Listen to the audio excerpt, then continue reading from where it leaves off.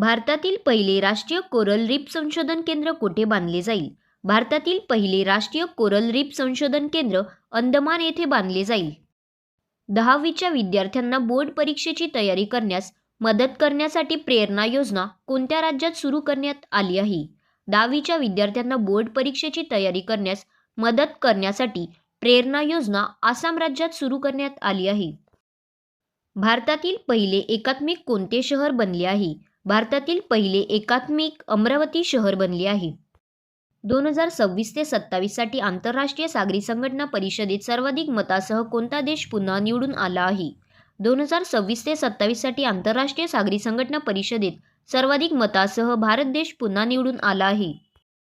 दरवर्षी जागतिक एड्स दिन कोणत्या दिवशी साजरा केला जातो? दरवर्षी जागतिक एड्स दिन 1 डिसेंबर या दिवशी साजरा केला जातो.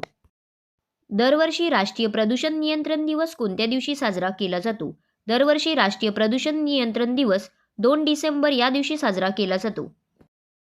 8व्या नामदफा फुलपाखरू महोत्सव 2025 चे यजमानपद कोणत्या राज्यात आहे? 8व्या नामदफा फुलपाखरू महोत्सव 2025 चे यजमानपद अरुणाचल प्रदेश राज्यात आहे.